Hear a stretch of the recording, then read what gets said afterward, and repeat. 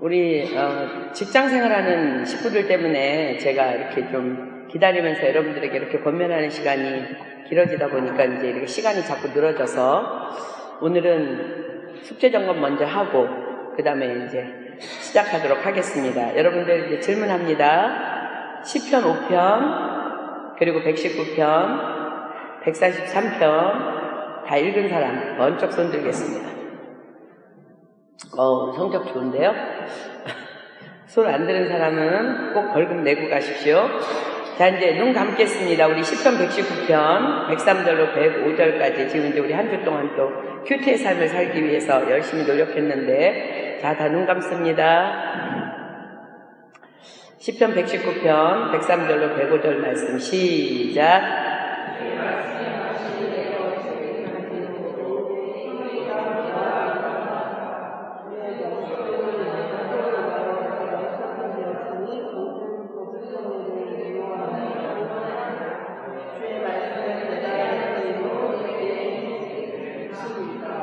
이래가지고 내 발의 등이요 내 길의 빛이 되겠습니까? 다시 눈 감고 시작. 주의 말씀의 맛이 내게 어찌 그리 단지요 내 입에 꿀보다 더하니이다. 주의 법도로 인하여 내가 명철케 되었으므로 모든 거짓 행위를 미워하나이다. 주의 말씀은 내 발의 등이요 내 길의 빛이니이다. 아멘.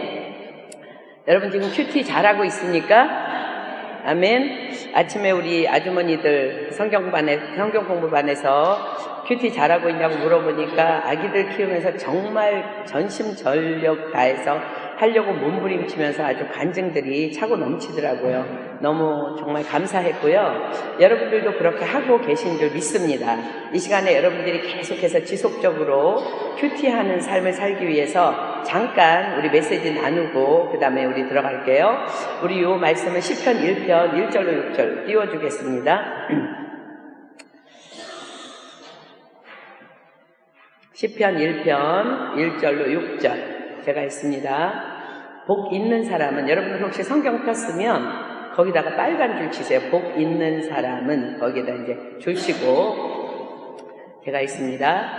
악인의 꾀를 좇지 아니하며 죄인의 길에 서지 아니하며 오만한 자의 자리에 앉지 아니하고 오직 여호와의 율법을 즐거워하여 그 율법을 주야로 묵상하는 자로다. 저는 시냇가에 심은 나무가 시절을 쫓아 과실을 맺으며 그 잎사귀가 마르지 아니함 같으니 그 행사가 다 형통하리로다.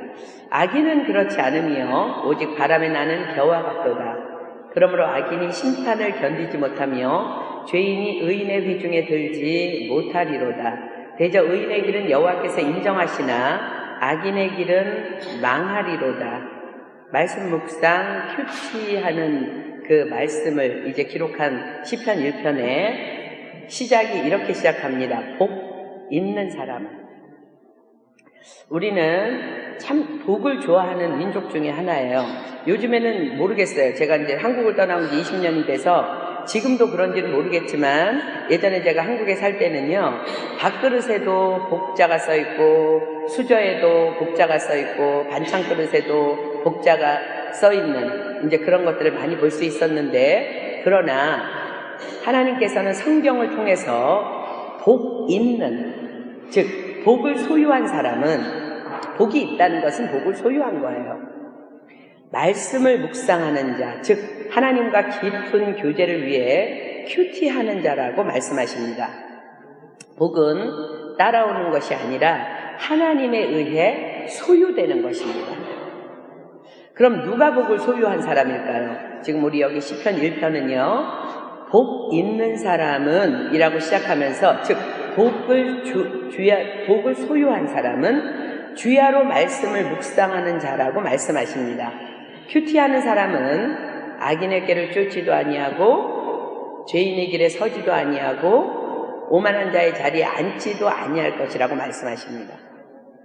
큐티하는 사람은 시마다 때마다 축복의 열매를 거둘 것이며 언제까지나 형통한 날이라는 삶을 유지할 것이라고 말씀하십니다.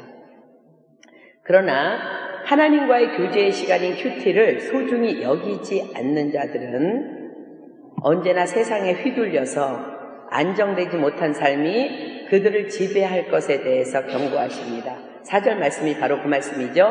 악인은 그렇지 않으며 오직 바람에 나는 겨와 같도다.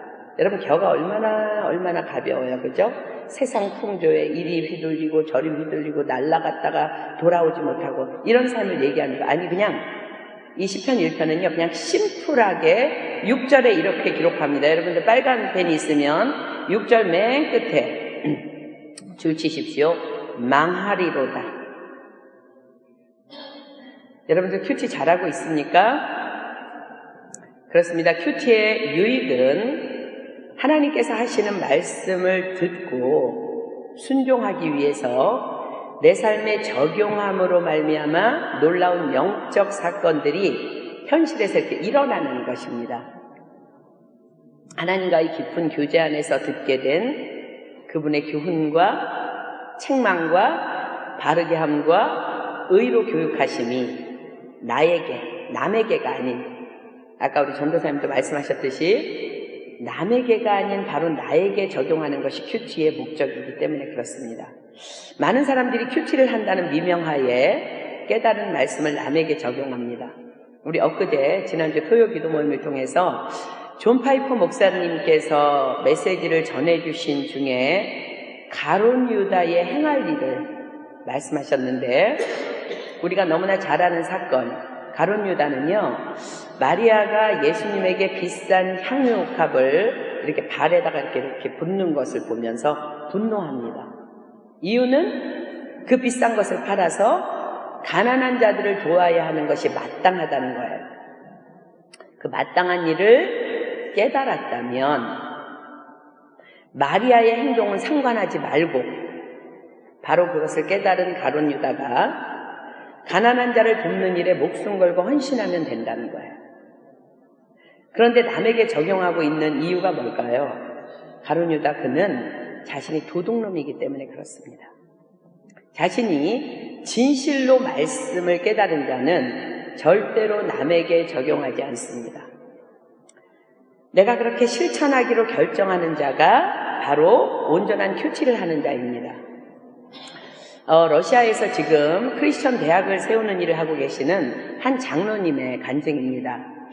미국에서의 사업의 실패로 그분이 이제 아무것도 할 수 없기 때문에 아주 미국에서도 너무 작은, 아주 작은 마을 중에 아주 가장 가난한 빈민촌으로 들어가서 작은 이렇게 식료품 가게를 열어서 새로운 일을 이제 시작했대요.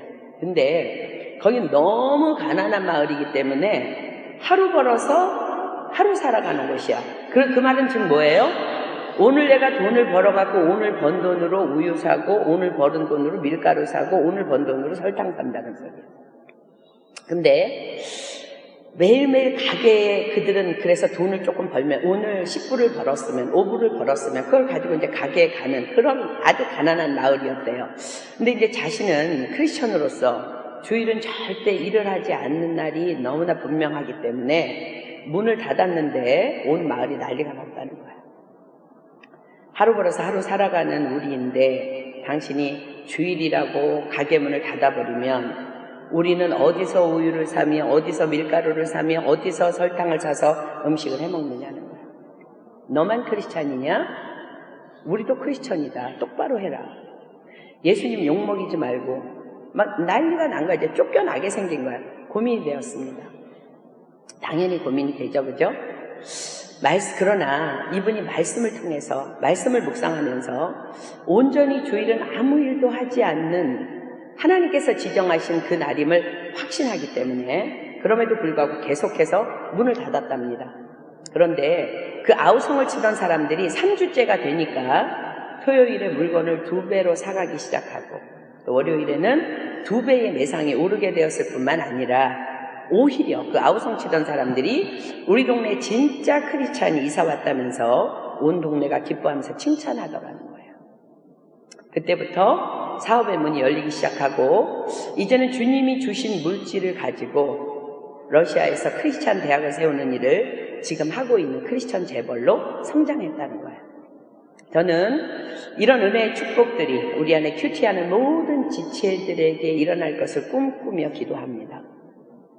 다윗 같은 영적 거장들이 수없이 일어나기를 예수님의 이름으로 축복합니다. 아멘. 오늘은 6번째 만남으로 구원의 확신에 대해서 공부하겠습니다. 우리 이수연 집사님이 저에게 이제 가져다 주어서 천국에서 온 소년이란 제목의 영화를 보았어요. 여러분들 그 영화 되게 좋으니까 좀 다 보기를 권면하는데 꼭 보도록 하세요. 주인공인 4살짜리 소년의 아버지는 목사입니다.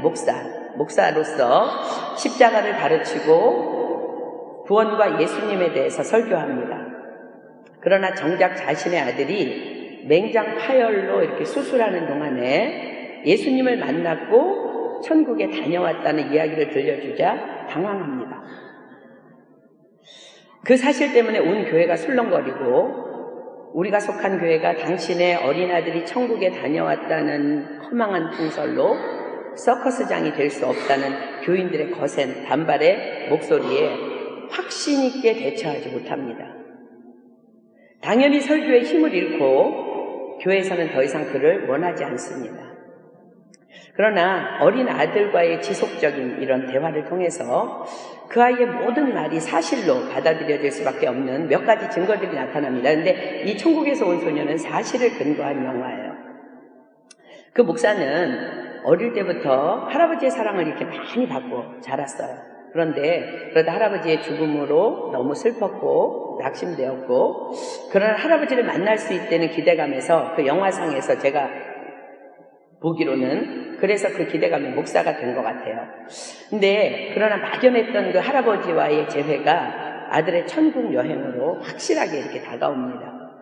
4살짜리 아들이 천국에서 아빠의 그 할배를 만났다는 그 확인을 위해서 그 목사는 할아버지의 사진들을 가져와서 이제 누군지 찾아보라고 쭉 이제 그 아이에게, 4살짜리 아이에게 펼쳐놓고 이렇게 찾아보라고 그러지만 그 어디에서도 할아버지를 발견하지 못해 보았다면서. 근데 그러다가 이 목사님이요, 성경이 생각이 나요. 저는 그 영화 속에는 그 말씀이 나오지 않았지만 이게 지금 뒷배경이라고 믿습니다. 고린도전서 한번 올려줘 볼래요? 고린도전서 15장 42절로 44절은요, 여러분들 한번 보세요. 죽은 자의 부활도 이와 같으니 썩을 것으로 심고 썩지 아니할 것으로 다시 살며, 욕된 것으로 심고 영광스러운 것으로 다시 살며, 약한 것으로 심고 강한 것으로 다시 살며, 육의 몸으로 심고 신령한 몸으로 다시 사나니 육의 몸이 있은즉 또 신령한 몸이 있느니라. 여러분들 천국에 가면 여러분들 모습이 어떨 것 같아요? 지금 성경이 정확하게 여러분의 모습이 어떨 거를 기록해요. 영광스러운 것으로 다시 살며, 약한 것으로 죽었지만 강한 것으로 다시 살게 될 거예요. 육의 몸으로 심고 신령한 몸으로 다시 산다는 거예요. 즉 다른 말로 뭐예요? 여러분들 인생에 있어서 가장 예쁘고 아름다웠던 그 청년의 때에 그 모습으로 우리가 천국에 가게 된다는 거야.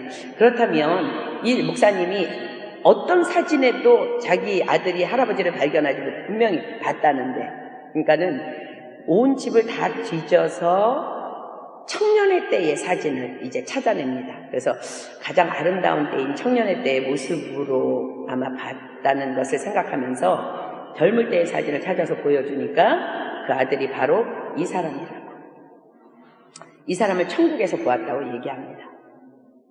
또한 또 한 가지의 증거는요, 극한 슬픔으로 아무에게도 말하지 않았던 그들의 첫 아기, 뱃속에서 유산되어서 잃게 된 그 아이를 천국에서 예수님과 함께 있는 것을 보았다는 거예요. 자신에게 지금의 누나 말고 또 누나가 있었느냐, 그 누나를 천국에서 보았다는 거예요. 이로 인해서 이 아이의 부모인 목사 부부는 천국은 확실히 존재하며 예수님을 사랑하는 누구나, 아니 다른 말로 구원의 확신이 있다면 누구나 천국에 가게 됨을 확신하게 됩니다. 그로 인해서 그의 설교는 복음의 확신으로 가득 차게 되고, 그 확신에 찬 설교가 온 교회를 일으키는 역사가 일어납니다. 우리 지난 주간에 묵상한 말씀 중에 잠언 18장 4절에 이런 말씀이 있으면 여러분들 기억할 거예요. 명철한 사람의 입의 말은 깊은 물과 같고 지혜의 샘은 솟쳐 흐르는 내와 같으니라. 이 말씀은 뭘 의미할까요? 무엇을 말하느냐가 아니라 그 말을 누가 하냐는 거야, 누가. 명철하고 지혜로운 사람의 말은 확실한 파워가 있기 때문에 깊이 있는 감동을 듣는 자로 하여금 받게 된다는 거예요. 여러분, 명철이 무엇입니까? 우리 지난주에 숙제 10편 119편 읽었죠? 10편 119편 99절로 100절에 명철이 무엇인지 말씀하십니다. 내가 주의 증거를 묵상함으로 나의 명철함이 나의 모든 스승보다 승하며 주의 법도를 지킴으로 나의 명철함이 노인보다 승하니이다. 명철은 바로 말씀을 묵상하는 자, 하나님과 깊은 교제가 있는 자에게 있는 지혜라는 거예요. 이 영화는요, 구원의 확신이 없어도 우리는 구원에 대해 말할 수 있고, 구원을 가르칠 수도 있고, 구원을 전할 수도 있고, 설교할 수도 있고, 몸을 불살라 내어줄 정도의 헌신도 할 수 있음을 보여줍니다. 그러나 구원의 확신을 가진 자의 말은 깊은 감동과 더불어 영향력을 불러일으킵니다. 교회를 오래 다녔다고 목사라고 선교사라고 장로라고 집사라고 다 구원의 확신이 있는 것 아니라는 날카로운 지적의 메시지를 담은 영화를 저는 봤습니다. 개인적으로. 우리도 그럴 수 있다는 거예요. 오늘 과연 나는 정말 구원의 확신이 있는가를 확인해 보려고 해요. 지금까지 우리가 5번의 만남을 통해서 공부한 것은 여러분들이 제자의 삶을 살기 위한 베이직이에요. 적어도 크리스찬이라면, 적어도 예수 믿는 사람이라면 그 정도의 지식, 그 정도의 수준, 그 정도의 그것들은 가지고 있어야 돼요. 그래서 이제 오늘부터는 진짜 제자 훈련에 들어갑니다. 여러분들이 성경에 써 있으니까, 난 그것을 믿어왔으니까 나는 구원의 확신이 있어 라고 말할 수 있는 단순한 문제가 결코 아닙니다. 이것은 생명의 문제입니다. 자, 이제 오늘 명확히 확인하겠습니다. 자, 이제 오늘 주제로 들어갈게요. 주제라고 쓰고 이렇게 쓰십시오. 구원의 확신은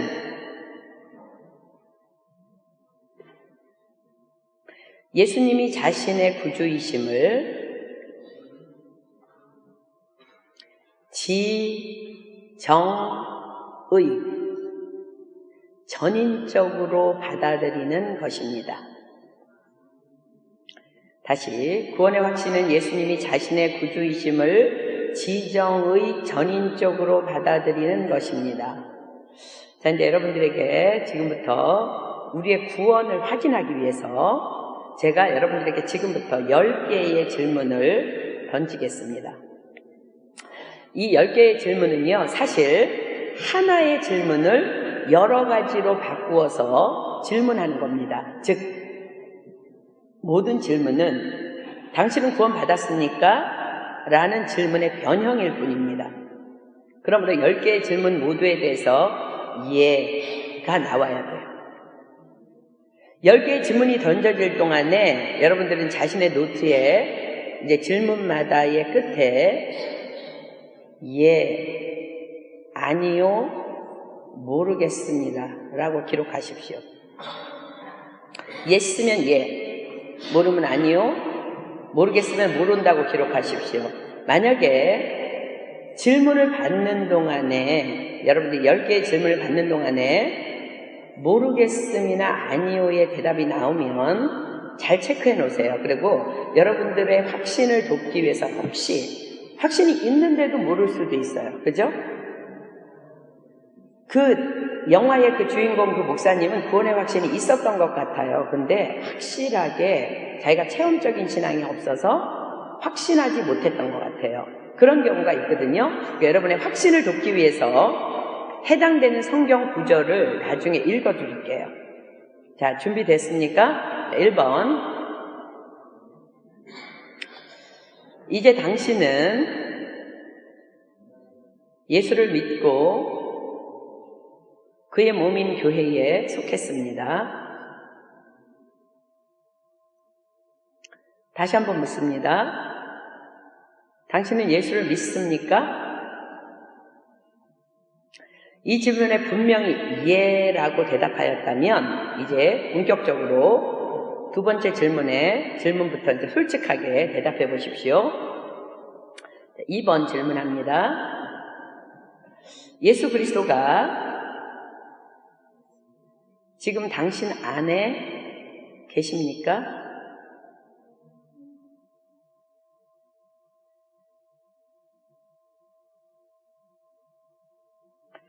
삼 번 질문. 당신은 죄 용서함을 받았다고 확신합니까?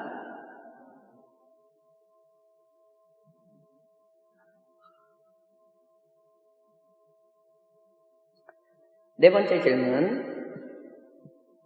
당신은 이제 하나님의 자녀가 되었습니까?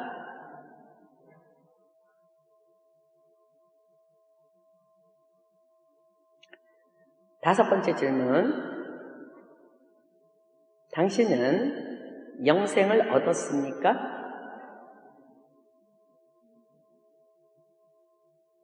여섯 번째 질문. 당신은 구원받았습니까?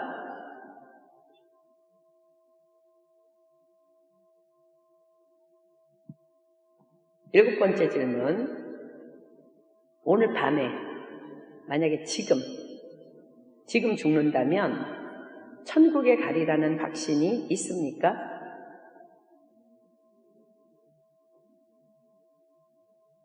여덟 번째 질문. 당신은 성령을 받았습니까?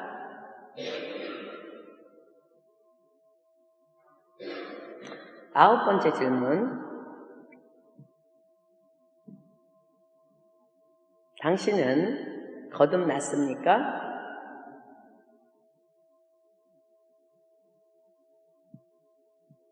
마지막 열 번째 질문. 당신은 멸망의 심판을 받지 않을 것을 확신합니까?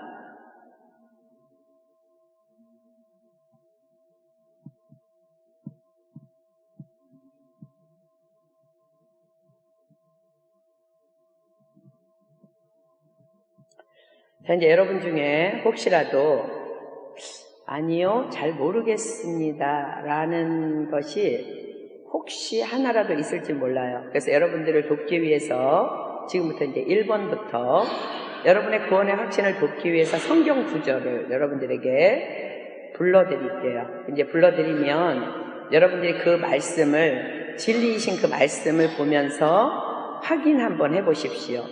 2번에, 이제 1번의 질문은 여러분들이 대부분 다 예라고 했을 거예요. 2번의 질문. 예수 그리스도가 지금 당신 안에 계십니까? 라는 말씀에 요한계시록 3장 20절, 요한일서 4장 15절,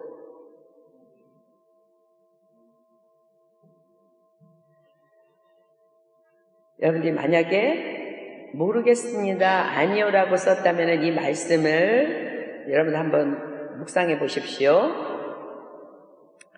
그 다음에 3번. 당신은 죄 용서함을 받았다고 확신합니까? 로마서 8장 1절.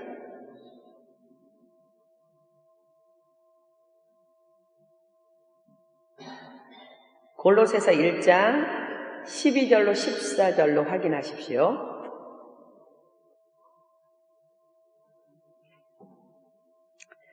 네 번째, 당신은 이제 하나님의 자녀가 되었습니까? 요한복음 1장 12절 말씀으로 여러분 확인하십시오. 다섯 번째 질문, 당신은 영생을 얻었습니까? 요한일서 5장 11절로 13절 말씀으로 확인하십시오. 요한일서 5장 11절로 13절.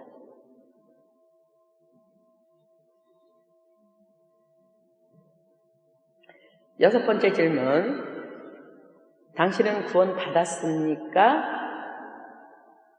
요한복음 5장 24절 말씀으로 확인하십시오. 사도행전 16장 31절 말씀도 함께 보십시오. 에베소서 2장 8절로 9절 말씀도 함께 보십시오.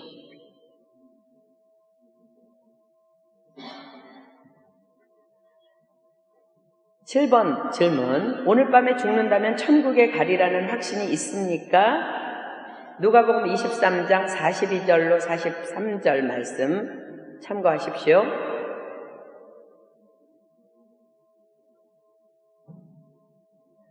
여덟 번째, 당신은 성령을 받았습니까? 고린도전서 12장 3절 말씀으로 확인하십시오.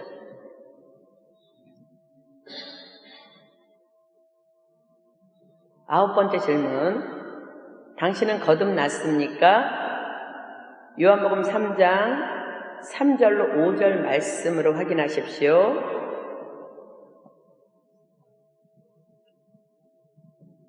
사도행전 2장 38절 함께 보고요. 디도서 3장 5절도 함께 보십시오.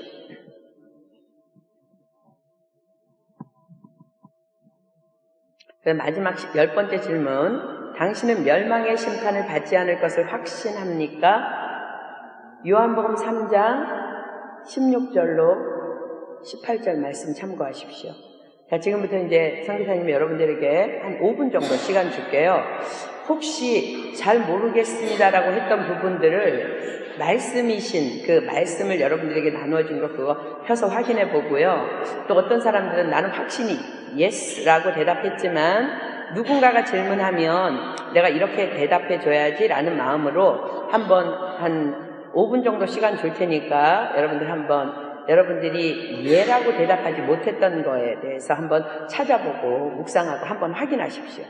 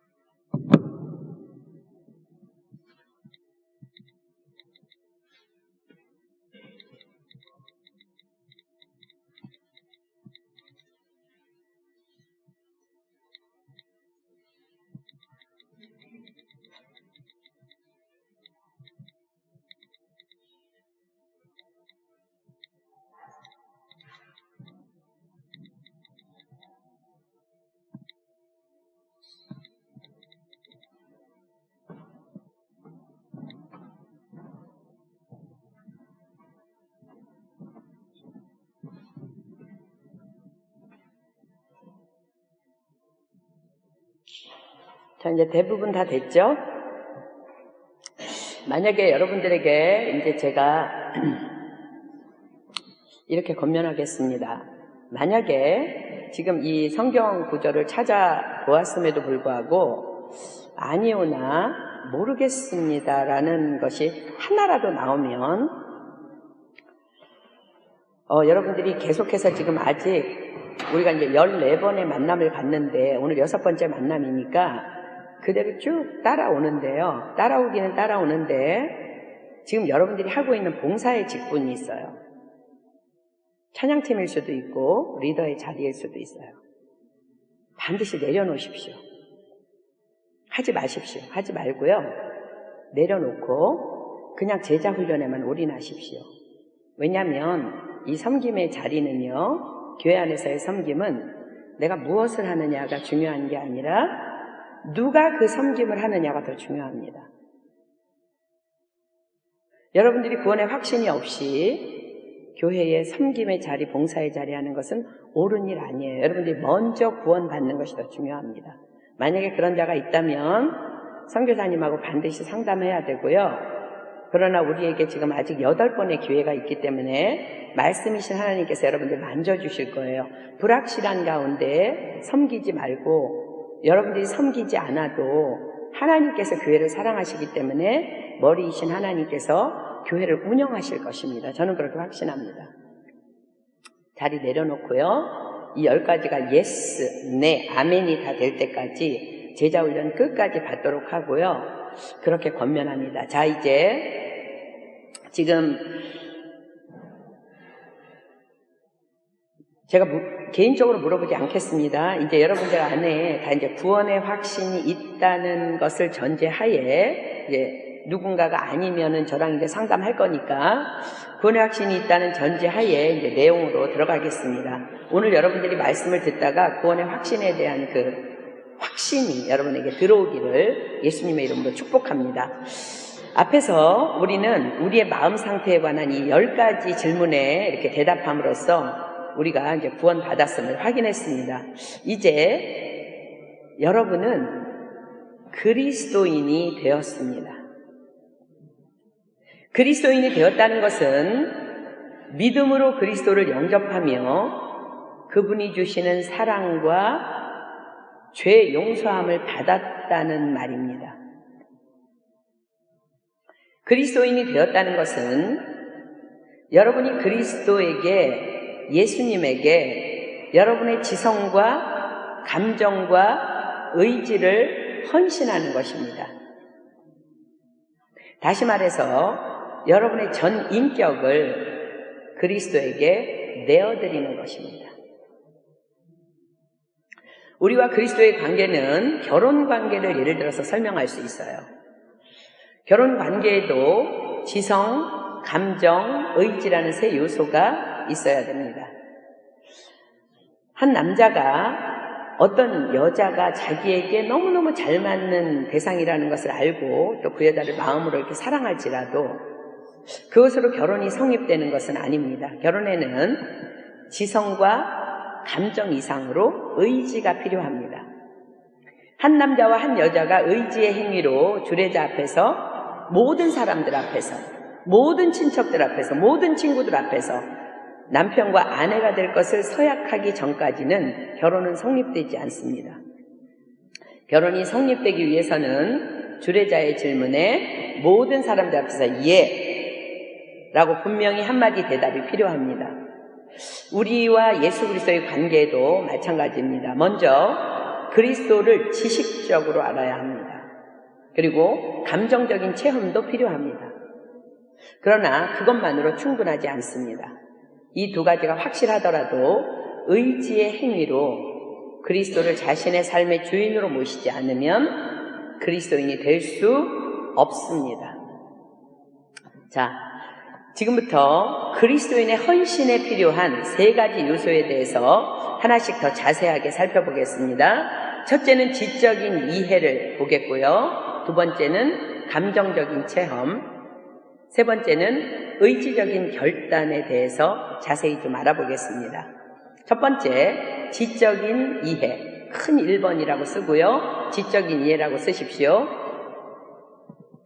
지적인 이해란 성경에 나와 있는 예수 그리스도에 대한 분명한 역사적 사실을 지적으로 받아들이는 것으로, 다른 말로 사실이라고 할 수 있습니다. 자, 로마서 6장 11절 다 피겠습니다. 로마서 6장 11절. 로마서 6장 11절. 로마서 6장 11절. 로마서 6장 11절. 이와 같이 너희도 너희 자신을 죄에 대하여는 죽은 자요, 그리스도 예수 안에서 하나님을 대하여는 산 자로 여길지어다. 여기에서 여길지어다 라는 말은 성경 원어에 장부에 옮겨 적는다 라는 뜻입니다. 그런데 허위장부가 아니라 사실이 일어난 그대로 적는 것을 말해요.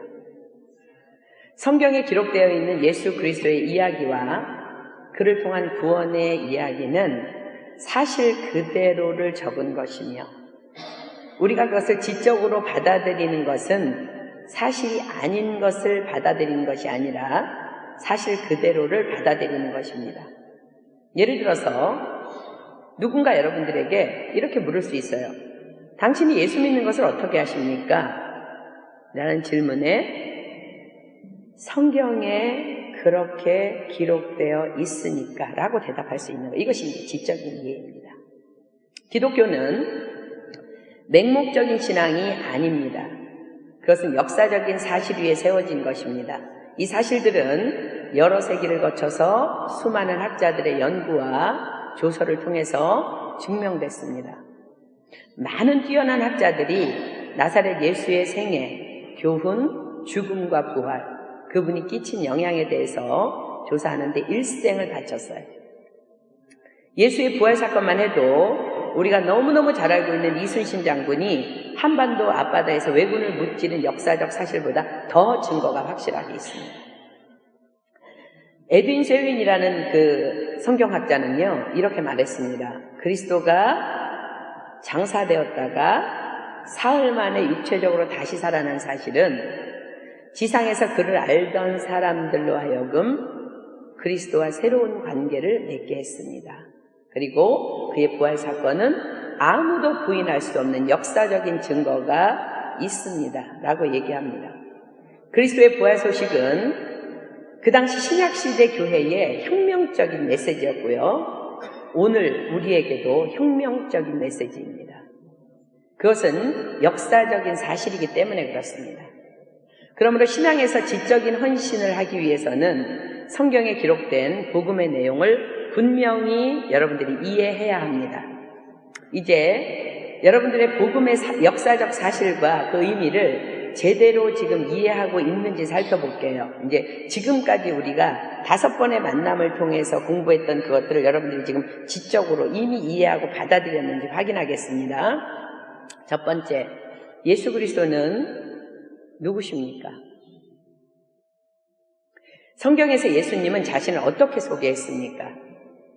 지금 여러분들 복습하고 있습니다. 예수님은요, 나와 아버지는 하나이다 라고 말씀하세요. 요한복음에.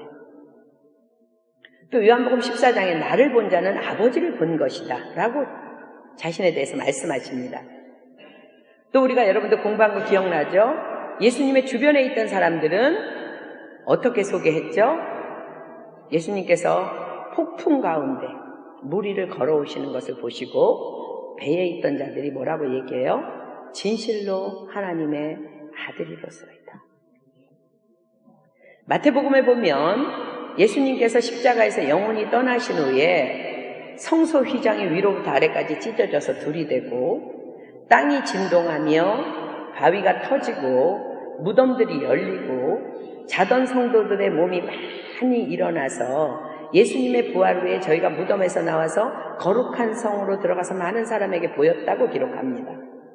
그것을 옆에서 지켜본 백부장이 이렇게 얘기합니다. 진실로 하나님의 아들이다.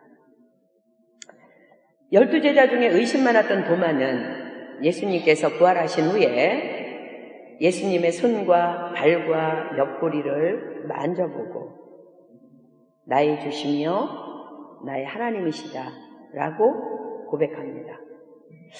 예수님이 인간이셨던 사실은 역사적으로 인정할 수밖에 없는 사실이지만 성경은 동시에 그분이 하나님이셨다고 증언하고 있다는 사실을 여러분이 반드시 머릿속에 기억해야 합니다. 그 다음에 두 번째, 예수님은 어떤 일을 하셨어요? 지상에서 공생의 기간 동안에 어떤 일을 하셨습니까? 우리 자 성경 하나 찾아볼게요. 사도행전 10장 38절. 사도행전 10장 38절. 사도행전 10장 38절.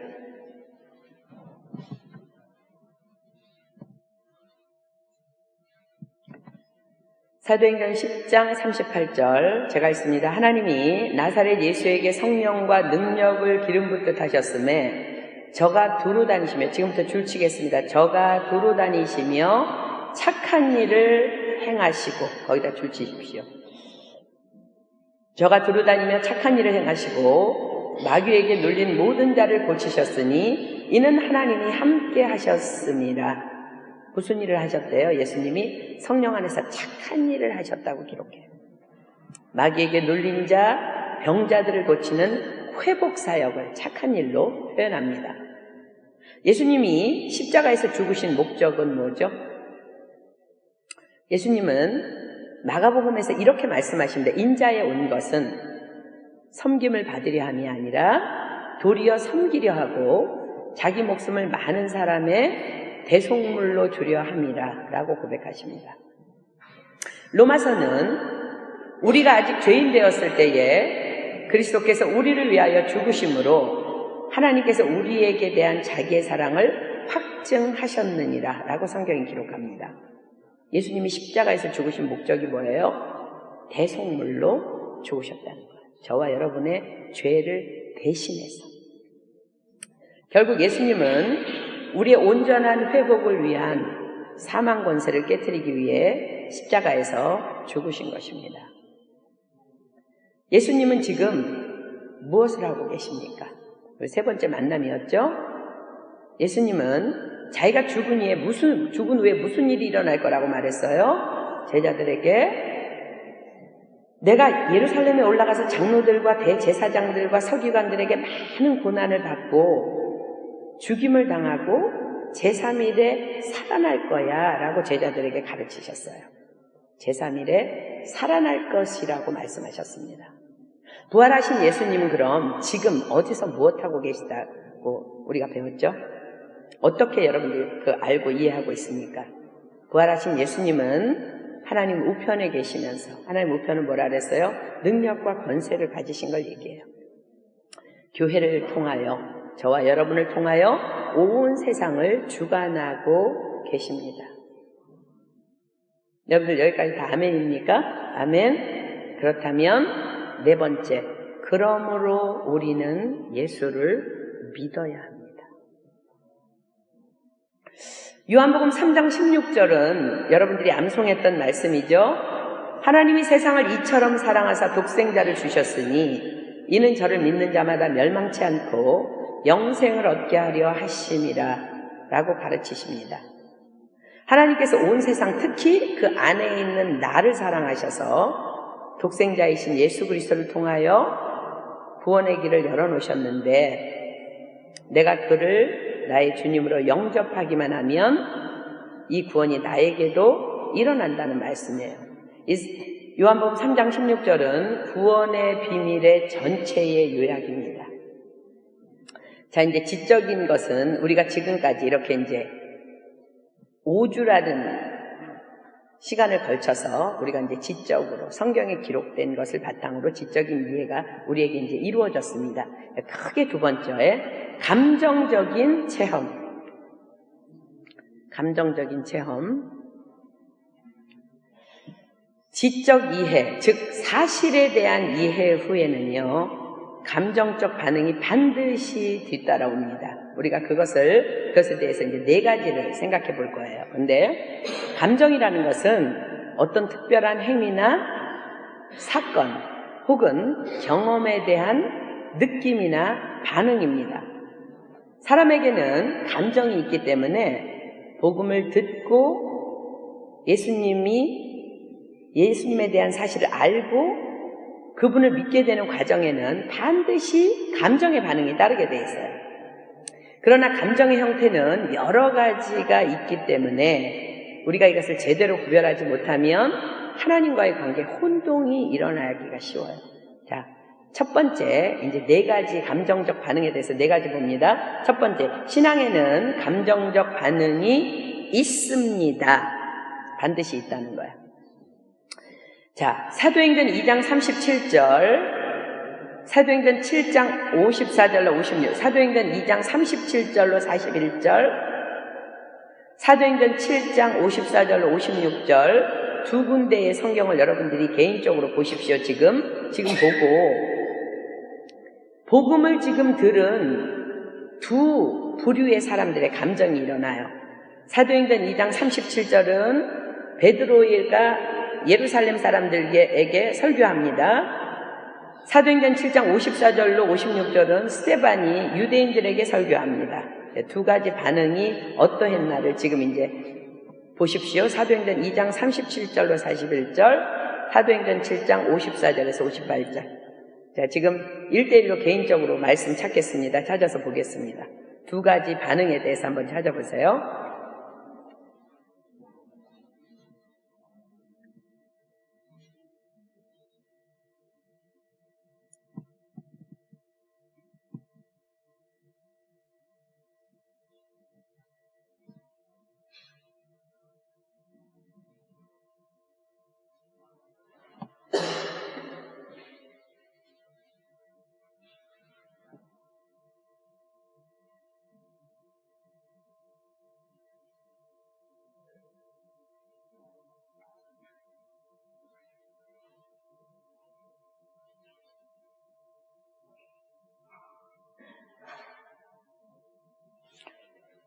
자, 베드로의 설교를 들은 예루살렘 사람들의 반응은 어땠어요?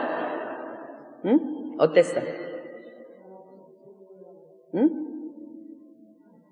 큰 소리로. 아멘. 마음에 찔려서 회개가 일어나, 그죠? 마음에 찔려. 그 다음에 스데반의 설교를 들은 유대인들은 어때요?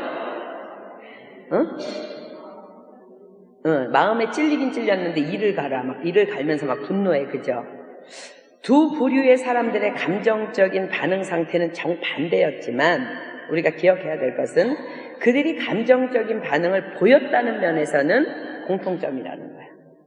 복음을 들으면 회개하든지 분노하든지 이를 갈든지 비웃든지 여하튼 감정적인 반응을 보인다는 거예요. 왜 이렇게 두 부류의 반응이 나타날까? 고린도전서 1장 18절 피겠습니다. 고린도전서 1장 18절. 고린도전서 1장 18절.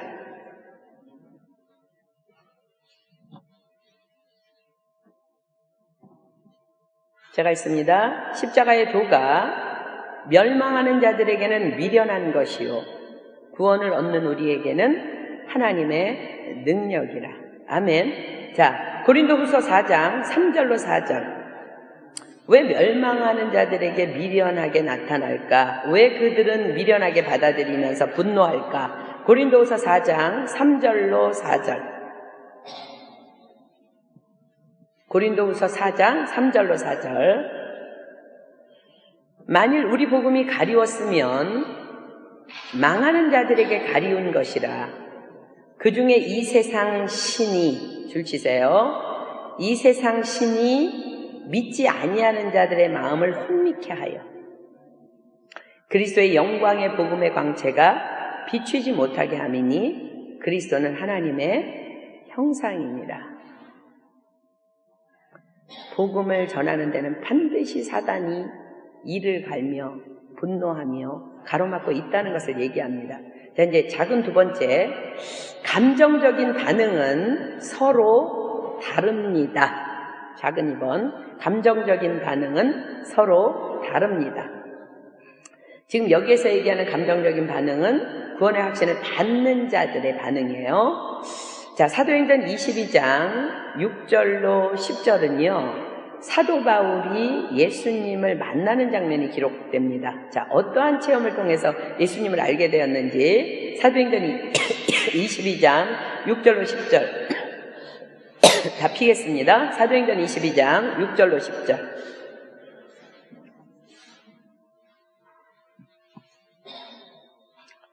사도행전 22장 6절로 10절.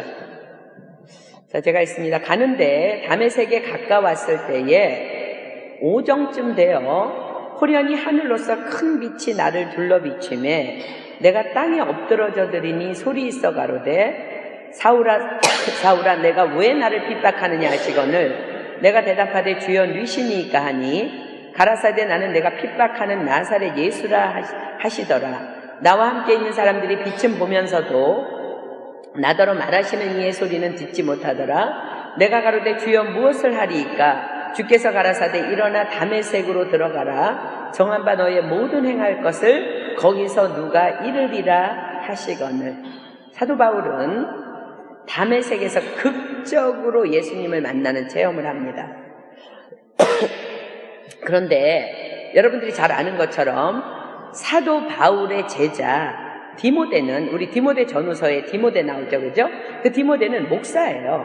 목사님인데 그러나 성경은요 그의 어떤 극적인 체험에 대해서 기록한 것이 없어요. 디모데에 대해서. 그러면서 단지 이렇게만 기록합니다. 자, 디모데후서 1장 5절 한번 볼까요? 사도 바울의 극적인 체험 신앙과 디모데의 신앙을 한번 비교해 보겠습니다. 디모데후서 1장 5절. 디모데후서 1장 5절. 사도 바울이 예수님을 만난 장면이 기록됐는데 사도 바울의 제자라 그러면 좀 디모데도 뭔가 극적인 체험이 있을 줄 알았는데 목사님의 간증은 딱 두 줄이에요. 디모데후서 1장 5절 봅니다. 이는 내 속에 거짓이 없는 믿음을 생각함이라. 이 믿음은 먼저 내 외조모 로이스와 내 어머니 유니게 속에 있던, 여기 유니게가 유니스예요. 우리 김집사님 딸 유니스가 요 지금 디모데 엄마 이름이거든요. 유니게 속에 있더니 내 속에도 있는 줄을 확신하노라. 디모데는요 그냥 모태신앙이에요. 그래서 그냥 점진적으로 이렇게 성숙을 이룬 사람이에요. 아무런 어떤 감정적인 체험이 없어요. 그래도 디모데는 구원의 확신을 가지고 선교하며 주의 종이 되었어요.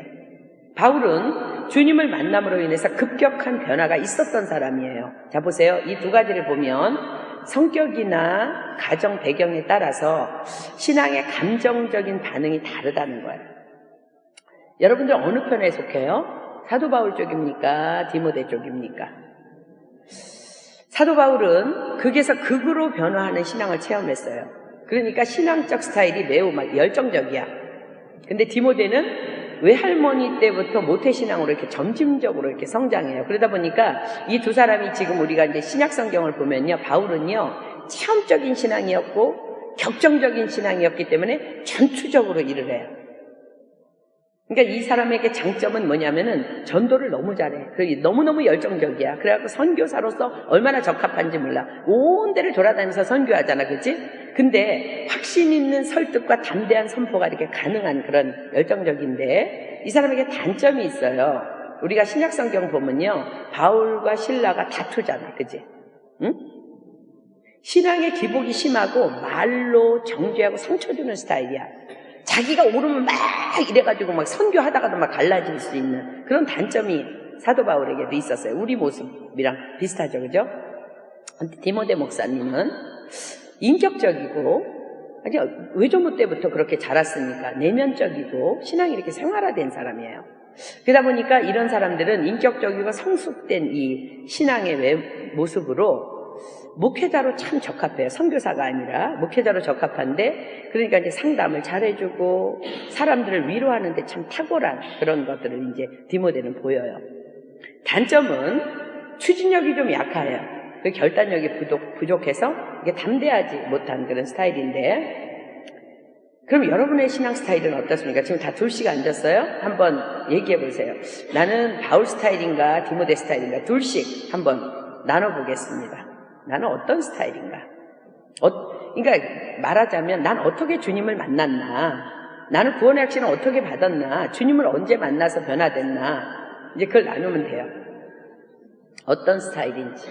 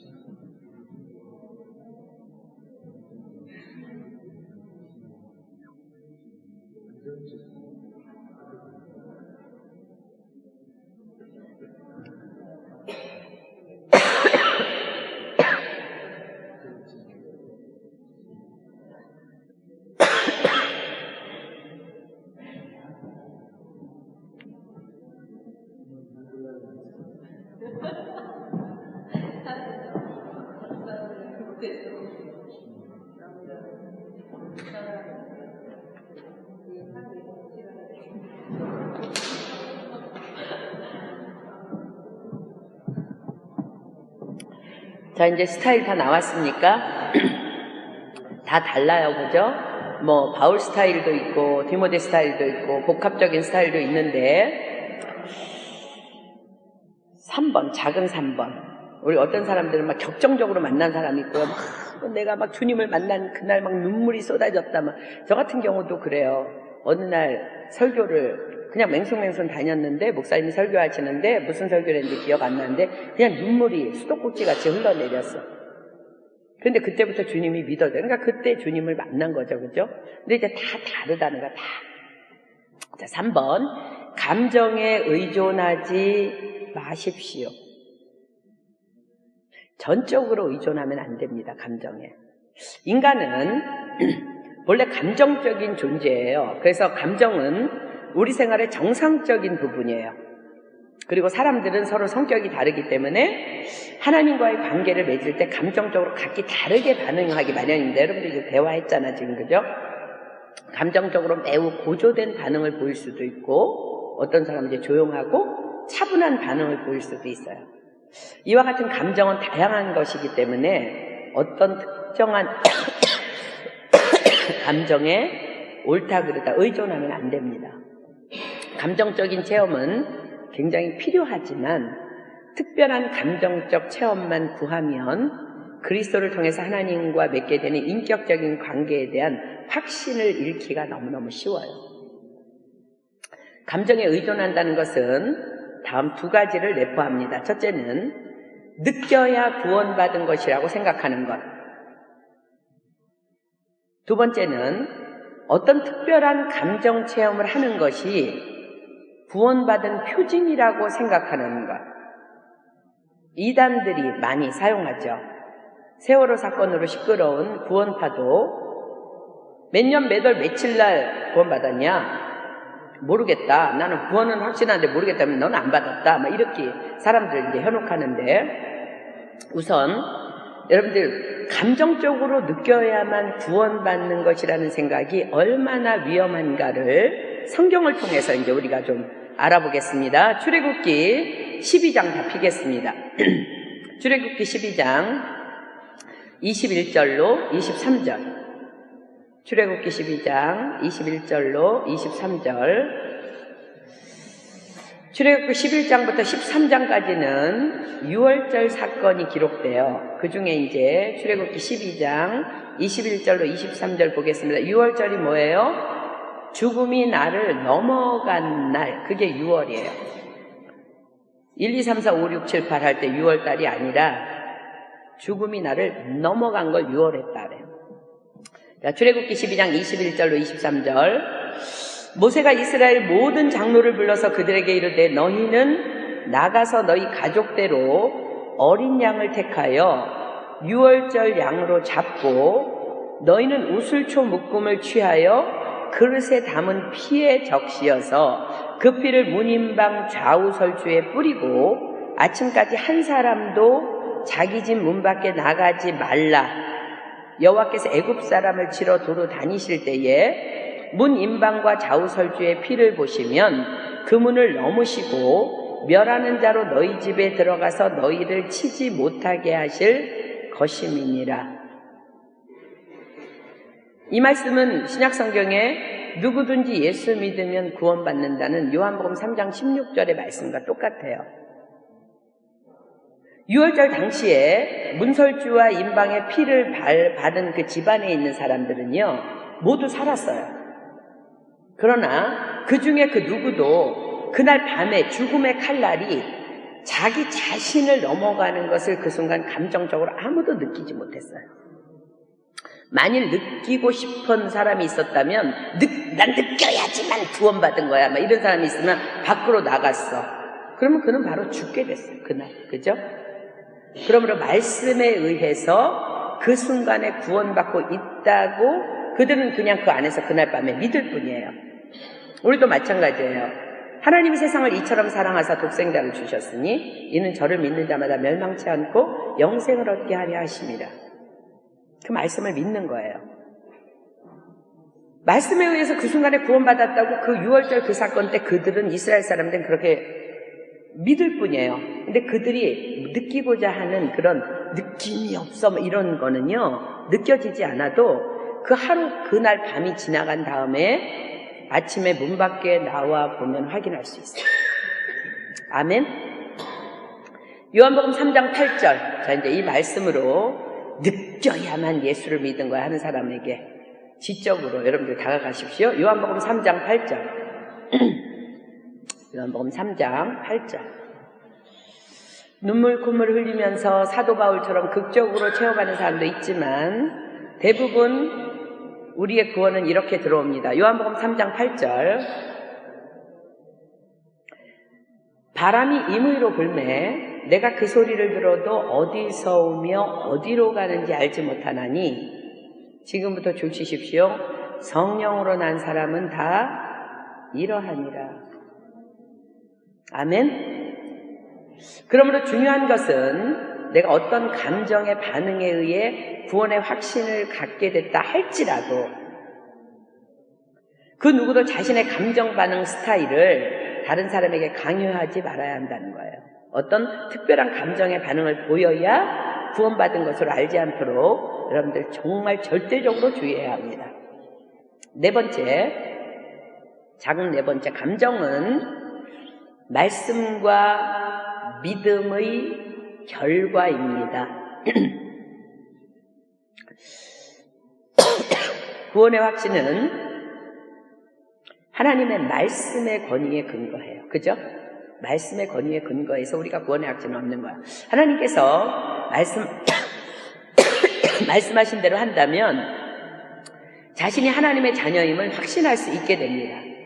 그리스도인은 하나님의 말씀과 그분의 신실하심을 믿는 믿음으로 살아갑니다. 그러므로 감정을 의존해서는 안 되지만, 그러나 의존하면 안 되는데, 그러나 또한 감정은 우리의 신앙생활을 풍요롭게 하는 좋은 영적 유익이에요. 여러분들이 막 찬양 시간에 주님이 막 만져주시는 걸 막 느끼는 거야. 기도 시간에도 막 하나님이 내 기도를 받으시는 걸 느끼는, 그런 감정은 굉장히 좋은 영적 유익이 되잖아, 그치? 내가 막 2시간을 기도하고 나는데 막 너무 건조해, 막 이거보다는 그 감정적인 유익이 얼마나 좋아요. 자, 이 사실을 한번 여러분들이 좀 이렇게 잘 기억하기 위해서 제가 이제 이 그림을 하나 보여줄 테니까 한번 보세요. 기차 같아 보여요? 이거 기차 같아 보여? 자, 이제 우리 야긴이가 이거 보고 기차라 그랬으니까 기차입니다. 첫 번째 칸은요, 기관실이에요. 기관차야. 두 번째 칸은 연료를 담는 연료차예요. 세 번째 칸은 사람이 타는 객차예요. 이제 떼제배인데, 첫 번째, 구원의 확신을 끌고 가는 것은 사실이라는 말씀이에요. 그것이 기관차예요. 그 다음에 두 번째, 기관차를 잘 가도록 연료를 공급하는 것은 나의 믿음의 의지라는 연료차입니다. 세 번째, 그렇지만 사람들이 편안하게 타는 곳은 감정이라는, 느낌이라는 객차라는 거예요. 여러분들 우리 신앙생활하면 뭐가 증거가 돼요? 평안해. 내 영혼 평안해. 내 영혼 평안해. 염려가 없어져. 걱정이 없어. 평안해. 그것이 지금 객차일 수 있는, 객차라는 거예요. 자, 이제 우리가 이제 감정적인 것 보았으면 크게 세 번째, 의지적인 결단을 이제 한번 보겠습니다. 의지적 결단. 그리스도인이 되고 자신이 그리스도인임을 확신하는 데는 지성과 감정 외에 의지도 포함되어야 합니다. 그리스도는 우리가 구원을 확신하는 데 있어서 인간 의지의 중요성을 강조하셨습니다. 그러므로 그리스도인이 예수를 믿고 따르기 위해서는 어떤 형태든지 의지적인 결단이 필요합니다. 구원의 확신에서 의지의 역할은 너무너무 중요해요. 그러나 모든 사람이 동일하진 않아요. 제한적일 수 있어요. 어떤 사람에게는 하나님이 너는 은혜교회에서 찬양팀 섬기다가 귀국하거라, 이렇게 의지적인 결단을 줄 수 있고, 여러 가지 결단들. 그죠?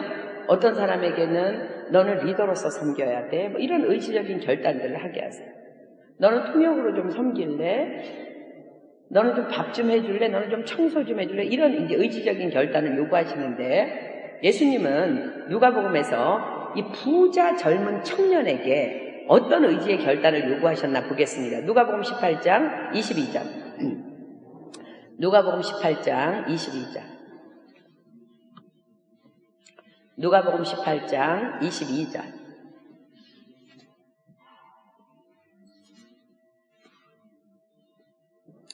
어떤 젊은 청년이 예수님 사랑한다고, 자기는 지금까지 말씀대로 살았다고 막 이렇게 고백해요. 그러니까 누가복음 18장 22절, 예수께서 이 말을 들으시고 이르시되 내가 오히려 한 가지 부족한 것이 있으니, 거기다 한번 줄쳐볼래요?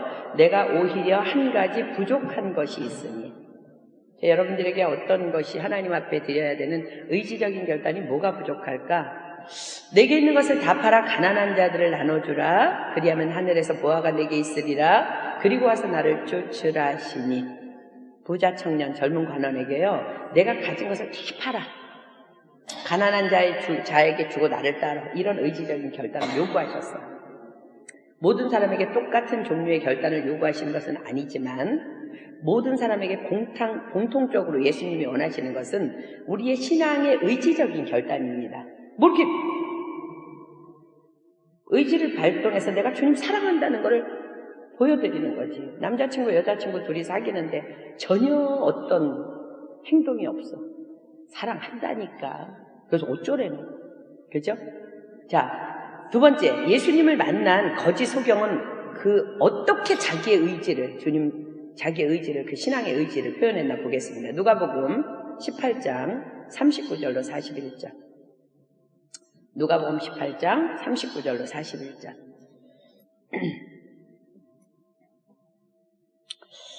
앞서가는 자들이 저를 꾸짖어 잠잠하라 하되 지금부터 줄칩니다. 저가 더욱 심히 소리질러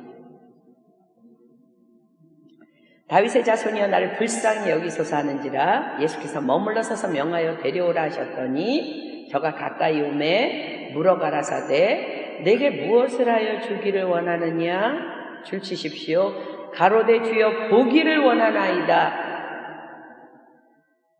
심히 소리 지르며 보기를 원한다고 의지를 표현합니다. 어느 날 하나님께서 여러분에게 각자에게 1억 원을 주시겠다고 말씀하셨어요. 그러면서 내가 너네 1억 원을 주는데 어떤 통로로 주냐면 은행의 구자를 새로 다 개설해. 그래서 이제 은행 구자를 여러분들이 다 개설하고 1억 원 준다는데 개설 안 할 사람에서 학교 결석도 하고 하겠지, 그지? 개설하고 1억 원을 다 받았어요. 여기서 내가 구자를 개설하는 것이 의지예요. 내가 구자를 개설하지 않으면 1억 원을 받을 수가 없어요. 왜? 주님은 내가 너에게 1억 원 줄게. 은행 구자를 개설해라. 근데 의지를 발동해서 구자를 열었어요. 그 돈은 하나님의 은혜예요.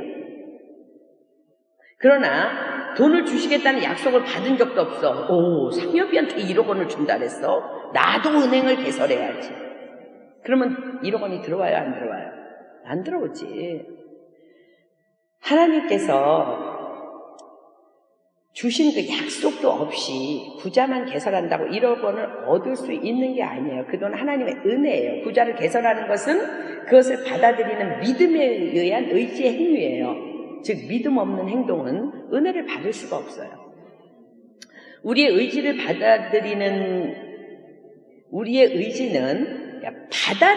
의지예요. 받아들이는 의지이기 때문에 그 은혜를 믿음으로 받아들일 때에 그 구자에 1억 원이 들어오는 거예요. 우리 중에 그럴 수 있잖아요. 에휴, 내가 지금까지 모태신앙으로 자랐는데 하나님 1억 원 안 줘.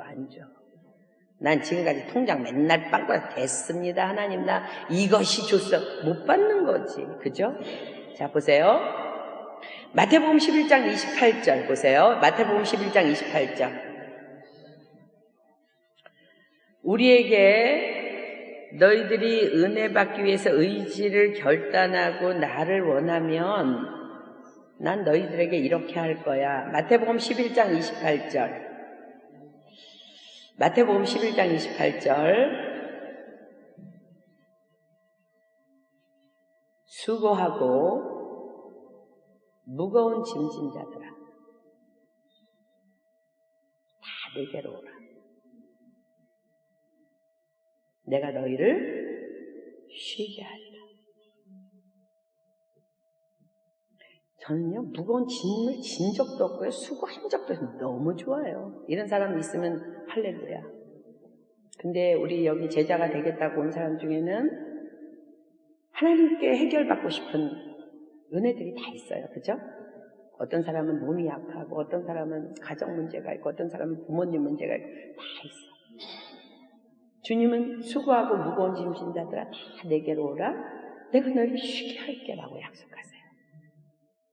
우리는 이런 모든 것들을 의지의 표현을 어떻게 우리는 주로 많이 하게 돼요? 구하라 주실 것이요. 기도할 수 있어요. 그죠? 우리는 또 말씀을 막 사모함으로, 우리는 예배의 신령과 진정으로 나아감으로, 우리는 온 마음 다해 찬양함으로, 또 교회에서 또 온 마음을 다해서 섬김으로, 이런 모든 것들이 다 은혜를 공급받기 위한 나의 믿음에 대한 의지의 표현이라는 거예요. 아멘. 자, 이제 크게 4번. 구원받은 신앙의 확증. 4번. 구원받은 신앙의 확증.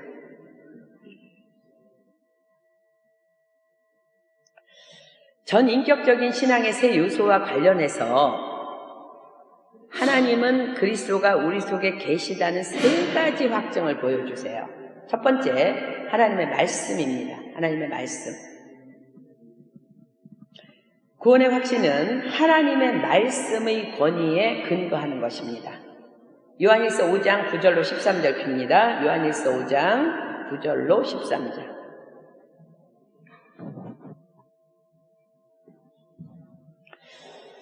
요한일서 5장 9절로 13절 제가 읽습니다. 만일 우리가 사람들의 증거를 받을진대 하나님의 증거는 더욱 크도다. 하나님의 증거는 이것이니 그 아들에 관하여 증거하신 것이니라.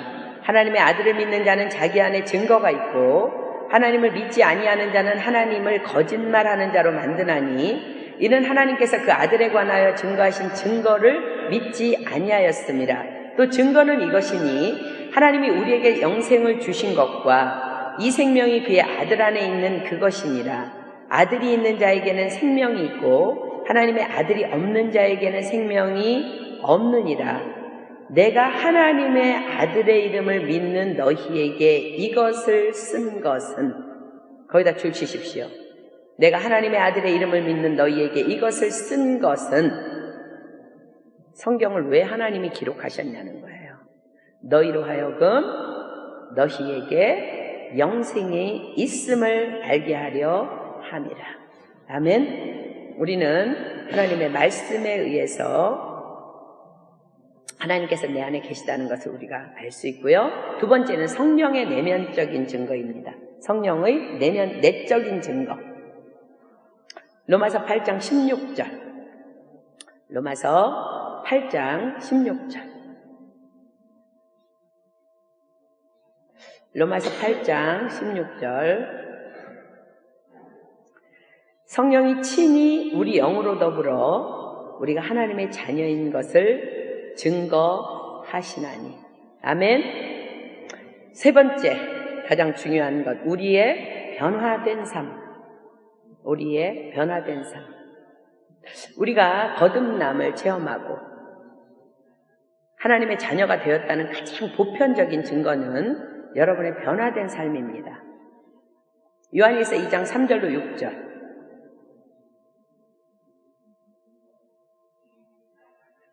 요한일서 2장 3절로 6절.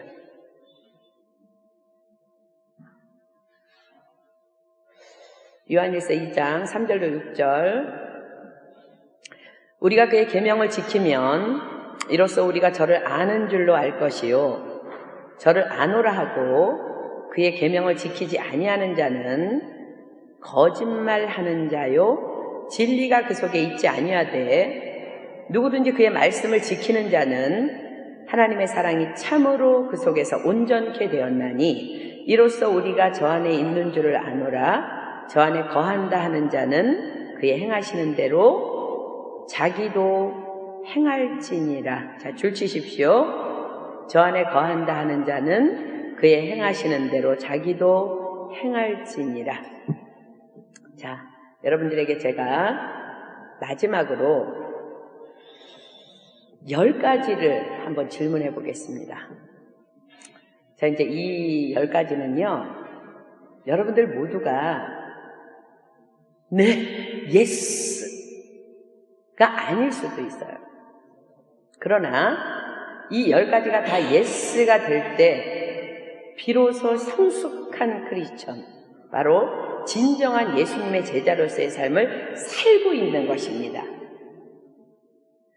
많은 부분이 노라고 나왔다면 오늘부터 여러분들이 의지를 발동해서 이러한 믿음의 사람이 되도록 힘써서 자기 자신과 싸우며 나아가야만 합니다. 그것이 제자의 삶입니다. 자, 여러분들에게 이제 질문합니다. 1번, 말씀이 순전하게 믿어집니까?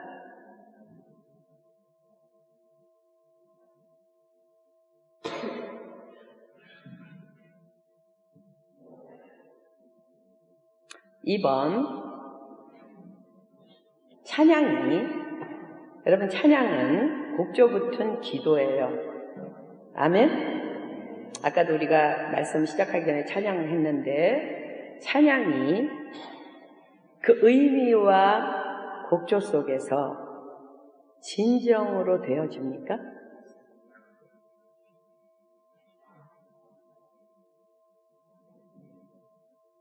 여러분, 찬양하다가 구원받는 경우 엄청 많아요. 예전에 우리 BC 선교 갔는데요. BC에 교회 개척하러 갔는데 우리 파리교회 한 번도 안 나온 자매가 BC가 안 되니까 한 번도 안 가봐서 따라갔어. 근데 우리가 선교 가서 무슨 찬양 불렀냐면 나의 안에 거하라 나는 내 하나님이니 모든 환난 가운데 너를 지키는 자가 내가 너를 지명하여 불렀나니 너는 내 것이라. 거기서 깨졌어요.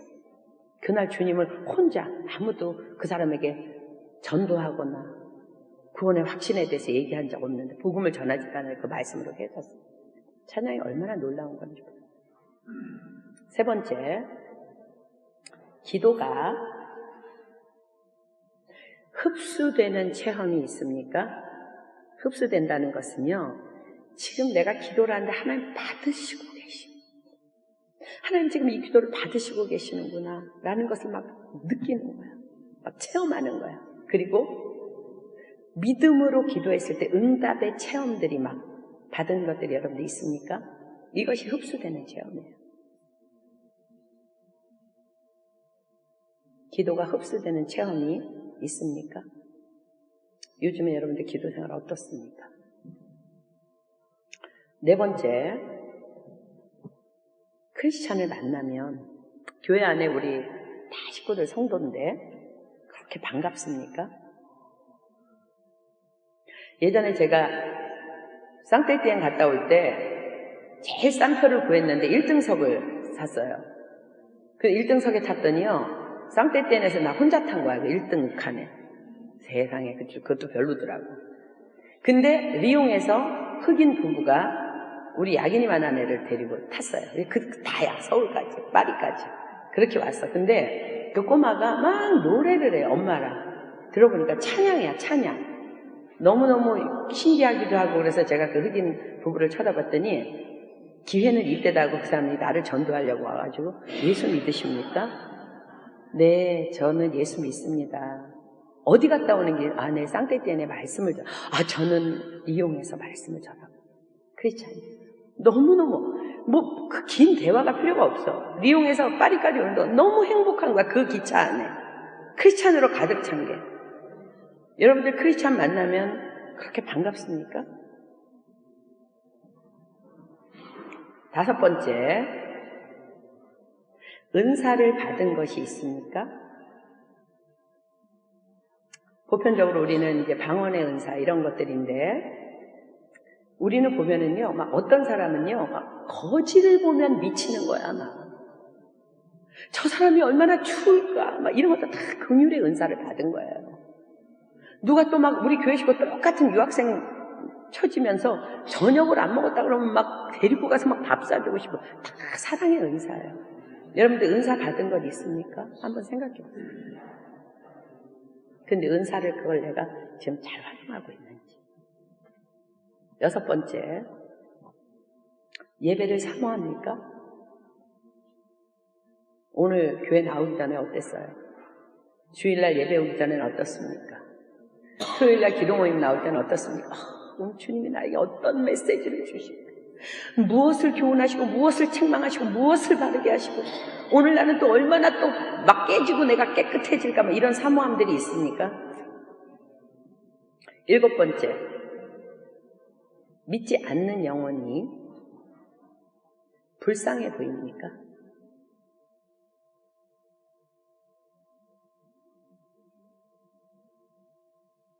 우리는 유럽에서 열리는 트레스지아스를 우리 교회가 정말 최대한 할 수 있는 만큼 섬기려고 노력하고 힘쓰고 있습니다. 왜 그래요? 그곳에 하나님을 제대로 알지 못하는 영혼들이 캔디데이트로 초대되어 오니까. 그래서 우리는 그들의 영혼이 불쌍하기 때문에 시마다 때마다 물질과 시간을 들여서 달려가는 것입니다. 여덟 번째, 하나님께 여러분의 삶을 드린 결단의 체험이 있습니까? 주님, 나는 이제 내 인생 내 거 아니에요. 주님 거예요. 마음대로 하세요. 주님 말씀하시면 나아가고 주님 뜻이 아니면 멈출게요. 주님 말씀하셔야 난 귀국할 거예요. 주님 말씀하시지 않으면 난 여기서 응답 받아야 됩니다. 뭐 이러면서 여러분 하나님께 삶을 드린 결단의 체험이 있는지. 9번째, 내가 크리스찬이라는 사실이, 그리스도의 사람이라는 사실이 자랑스럽습니까? 그래서 막 어디 가서 난 크리스찬이라고 얘기하고 싶습니까?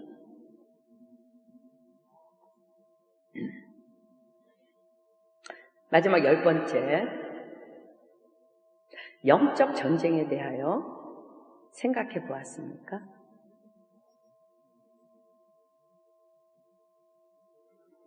아침에 여러분들 일어나서 부르짖어 기도해야 되는데 왜 못 일어나요? 영적 전쟁이에요. 사단은 기도하는 건 너무 싫어해요. 제자훈련 와서 제자훈련 받는 건 너무 싫어해요. 우리 영적 전쟁 때문에 기도해야 돼요. 우리 여기 제자훈련 받아야 되는 자리에 빈자리가 얼마나 많아요. 영적 전쟁이에요.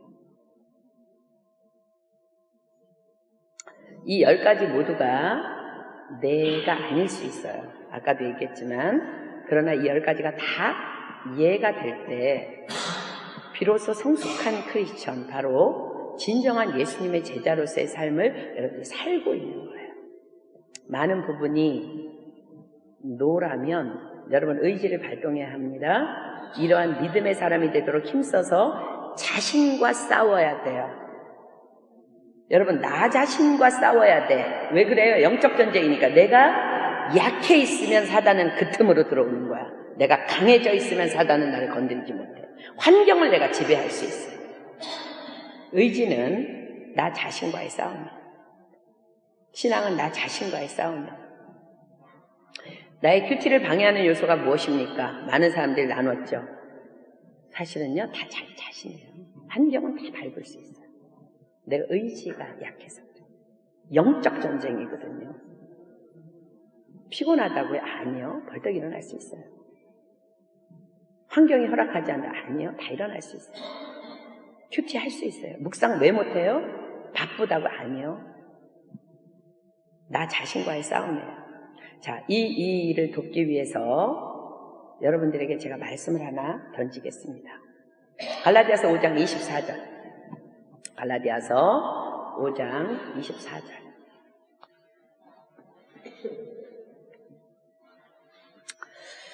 여러분들이 말씀이 순전하게 믿어지지 않는 이유는요, 여러분 자신의 의가 섞여 있어서 그래요. 찬양이 의미와 곡조 속에서 진정으로 되어지지 않는 건 내가 지금 딴 생각하고 있기 때문에 그래요. 기도가 흡수되는 체험이 없는 거는요, 내가 기도에 집중하지 않는 거예요. 응답의 체험이 없는 거예요. 내가 열심히 최선을 다해서 믿지 않기 때문에 응답의 체험은 없는 거예요. 성도를 보면 너무 반갑지 않은 거 내 문제예요. 은사를 받은 것이 있는데 왜 활용 못해? 내 문제예요. 예배 왜 사모 안 해요? 내가 지금 문제인 거야. 자, 믿지 않는 영혼이 불쌍해 보이지 않는 것도 내 문제고. 자, 갈라디아서 5장 24절은 이렇게 말씀하십니다. 여기 별표 7개에다가 빨간 줄 2줄 치십시오. 그리스도 예수의 사람들은, 다른 말로 얘기해서 구원받은 김은영은, 구원받은 천진경은, 크리스찬은 이 속이에요. 육체와 함께 그 정과 욕심을 십자가에 못 박았느니라. 정과 욕심은요, 내 감정과 욕심이에요. 욕심이 뭐예요? 천지를 창조하시고 나의 삶을 주관하시는 그 하나님이 아직 주시지 않은 거에 대해서 갖고 싶어하는 욕망. 그죠? 근데 그리스도 예수의 사람, 크리스찬은, 구원받은 사람은요, 육체와 함께 그 정과 욕심을 십자가에 못 박았느니라. 자, 여러분들 성경 다시 보세요. 제가 한번 다시 읽어볼게요. 그리스도 예수의 사람들은 육체와 함께 그 정과 욕심을 십자가에 못 박아야 하느니라 라고 써 있습니까? 아니요. 과거 완료형이에요. 못 박았느니라. 크리스찬이라는 것은 나는 죽고 예수로만 사는 사람이라는 뜻이에요. 나를 온전히 예수님이 지배하는 삶, 그리고 주님 말씀하시면 나아가며 주님 뜻이 아니면 멈춰서는 순종하는 삶. 아까 10가지 질문이 여러분들에게 왜 녹아 있을 수 있어요? 죽지 않았으니까. 그러니까 신령과 진정으로 예배 못 드리는 거야. 오늘 찬양팀은 왜 이렇게 드럼은 박자가 안 맞냐. 왜 그래요? 시체가 어떻게 박자를 알아, 시체가. 주님만 바라보면 되지. 여러분들 다 우리 크리스찬은 정과 욕심을 십자가에 못 박은 자예요. 예를 들어서 여러분들, 자 이제 생활 속에서 이럴 수 있어요. 누가 나한테 그 말 하니까 진짜 상처돼. 무슨 상처가 돼, 십자가. 아니에요, 크리스찬. 그리스도 예수의 사람들은 육체와 함께 정과 욕심을 십자가에 못 박아냅니다. 저와 여러분은 시체예요. 상처받은 거요. 내가 아직 모른 거예요. 힘써 싸워야 돼요. 난 도대체 이 상황이 이해가 되질 않아. 무슨 시체가 이해가 안 돼? 주님을 인정하면 되죠. 정과 욕심을 십자가에 다 못 박은 거예요. 그리고 말씀 들어놓고 오늘 걔가 왔어야 되는데 무슨 시체가 남 생각을 해. 자기 죽었는데. 여러분과 하나님과의 관계만 집중하십시오. 육체와 함께 정과 욕심을 십자가에 못 박았느니라. 그런데 우리 안에 아닌 것들이 일어날 수 있어요. 그죠? 오호라 나는 공고한 사람이로다. 내가 주의 법을 순종하기로 하는데 내 안에 죄가 있구나. 뭐 이렇게 사도 바울도 고백한 것처럼 우리 안에 그런 것들이 상처받는 일이 자꾸 올라올 수 있어요. 남을 판단하는 일이 자꾸 들어올 수 있어요. 그럴 때 어떻게 해야 돼요? 나 아직 멀었구나. 나 이거 크리스찬 아니구나. 입 꼭 다물고 입이라도 다물자. 어떤 본드가 제일 최고냐? 50 본드냐? 붙여서라도 입을 다물고 내가 감정을 다스려야 되겠구나. 내가 축복받으려면 아직 멀었구나. 여러분 그거 생각해야 돼요. 자, 베드로서 3장 18절.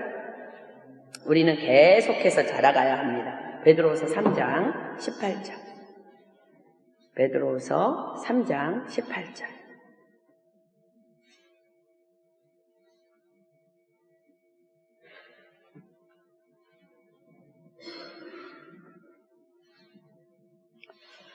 여러분 안에 나는 이미 시체인데 육체와 함께 정과 욕심을 십자가에 못 박았느니라 했는데 여전히 죄성이 차고 올라온다면 여러분들 이 말씀 붙잡고 위로 받으시면서 싸워 나가십시오. 오직 우리 주 곧 구주 예수 그리스도의 은혜와 저를 아는 지식에서 줄치십시오. 자라가라. 영광이 이제와 영원한 날까지 저희에게 있을지어다. 우리의 연약함을, 우리가 진토임을, 우리가 너무너무 연약한 그릇임을 우리 예수님은 육신을 입고 오셨기 때문에 체휼하지 아니하신 분이 아니세요. 그죠? 근데 우리가 그것을 밖으로 표현하지 않냐고 딱 입 다물고 내가 이거 영적 전쟁이구나 딱 입 다물고 싸우기 시작할 때 주님이 오늘 뭐라고 약속하세요? 영광이, 하나님 영광 받으신대. 이제와 영원한 날까지 저에게 있을지어다. 하나님이 영광 받으시는 삶이라는 거야. 영광 받으시면 어떤 일이 일어나요? 나의 하나님 그리스도 예수 안에서 영광 가운데 너희 모든 쓸 것을 채우시리라. 아멘. 오늘부터 우리 시체는 조용해. 공동묘지가 제일 조용해. 왜? 시체만 누워있으니까. 그죠? 그냥 아름다운 찬양할 때, 기도할 때, 이럴 때만 입 벌리세요. 칭찬할 때, 남을 세워줄 때, 성경 읽을 때, 이럴 때만 입술을 열고 너무너무 화가 나고 속상하고 상처받은 일이 있을 때는 주님과만 대면하십시오. 그리고 매일매일 읽는 그 말씀을 묵상하십시오. 하나님 영광 받으신다. 잘하고 있다. 너 너무 잘한다. 너 쉽지 않은 환경이야. 너 너무 잘하고 있어. 영광 받으시고 우리가 온전한 제자로 십자가 언덕 넘어 그 어느 날 주 안에 온전케 될 줄 믿습니다. 아멘. 자, 이제 숙제 내줄게요. 이제 우리는 제자예요. 제자 훈련 강하게 받아야 돼요. 이번 주부터는 매주일 예배 설교를 기록하십시오. 그래갖고 받은 은혜를 반드시 기록해서 나누어야 돼요. 내가 예배 때 주님이 나에게 무슨 말씀하셨나? 무슨 음성 들려주셨나? 난 어떤 삶을 살으라고 말씀하셨나? 매 주일 예배 설교를 기록해서 다음 주에 제가 무작위로 물어보겠습니다. 어떤 말씀을 받았는지. 그 다음에 두 번째는 다음 주일에는요, 우리 하나님 어떤 분인지, 우리가 지금 막연하게 어쩌면 알 수도 있는 그 하나님의 속성, 그분은 누구신지 우리 이제 다음 주에 배울 거니까 기대하는 마음으로 기도하면서 준비하십시오. 세 번째는 요한복음 1장부터 7장까지 매일매일 한 장씩 읽으십시오. 그리고 우리 잠언 매일매일 날짜별로 우리 묵상하는 거 잊지 말고요. 자, 이제 암송 말씀은 요한일서 5장 13절, 요한복음 5장 24절 두 가지 말씀 암송입니다. 요한일서 5장 13절, 요한복음 5장 24절. 자, 우리 찬양팀 나와서 찬양 하나 하겠습니다. 이 험한 세상, 우리 영적 전쟁인데 이 험한 세상 한번 찬양 부를게요.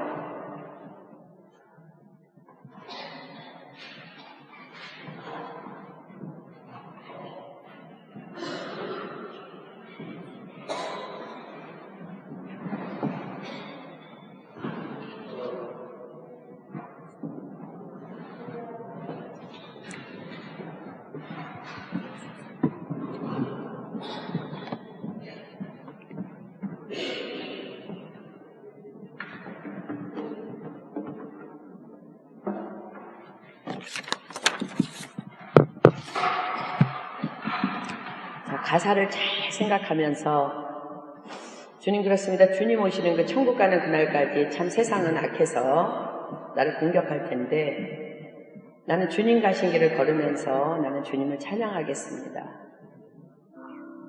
주님께서는 그렇게 찢기시면서 십자가 보혈로 나를 구하셨는데 주님 내가 매일 찬송을 드려도 부족한 것뿐입니다. 나 호흡 있는 동안에, 나 생명 있는 동안에 나 주님만 찬양하겠습니다. 주님 내 삶을 통해서 영광 받아 주시옵소서. 우리 믿음으로 우리 고백하도록 하겠습니다. 찬양은 곡조부터 기도해요. 이 시간에 우리가 함께 주님 앞에 기도하는 시간입니다. 찬양합니다. 이 험한 세상.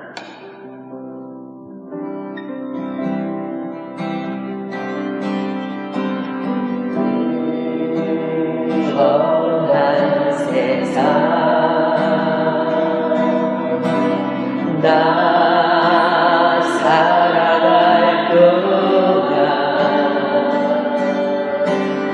내 주님 가신 길 걸으며 내 주님을 찬양해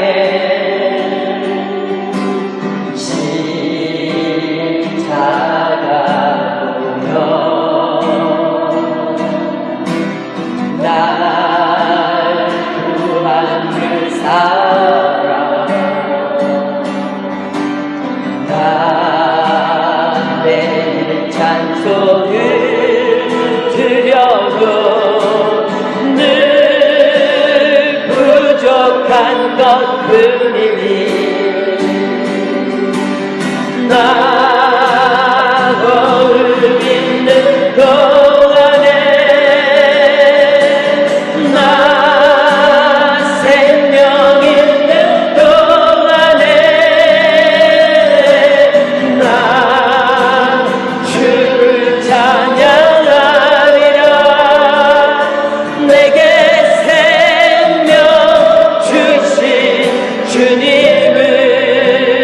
작은 손에 내 작은 손에 불 밝혀두고서 이 세상 다시 오시는 내 주님을 맞으니 내 무덤 벗겨주시고 다 벗겨주시고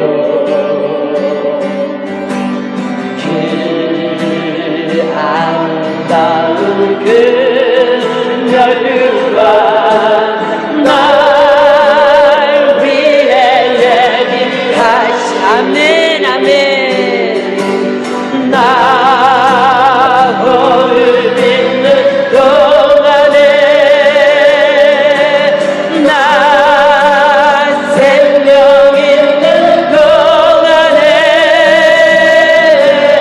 나 주를 찬양하리라 내게 생명 주신 주님 나 호흡 있는 동안에 나 호흡 있는 동안에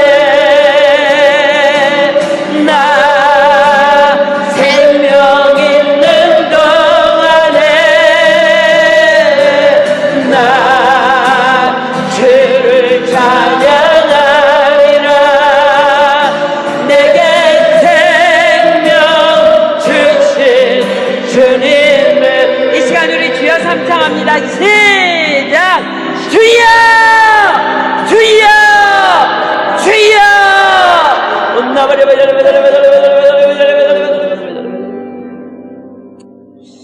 이 시간 우리 다시 한번 주님 앞에 고백해 볼까요? 주님, 난 호흡 있는 동안에, 난 생명 있는 동안에 주님만 찬양하겠습니다. 주님 다시 오심을 기대합니다. 그리스도 예수의 사람들은 정과 육체와 함께 정과 욕심을 십자가에 못 박았느니라 말씀하셨습니다. 주님, 내가 이제 그리스도인으로서 일어납니다. 주님, 생명 있는 동안, 호흡 있는 동안 주님만 찬양하겠습니다. 우리 한번 결단하는 마음으로 다시 한번 찬양합니다. 나 호흡 있는 동안에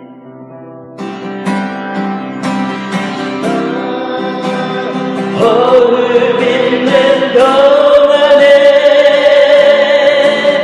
나 생명 있는 동안에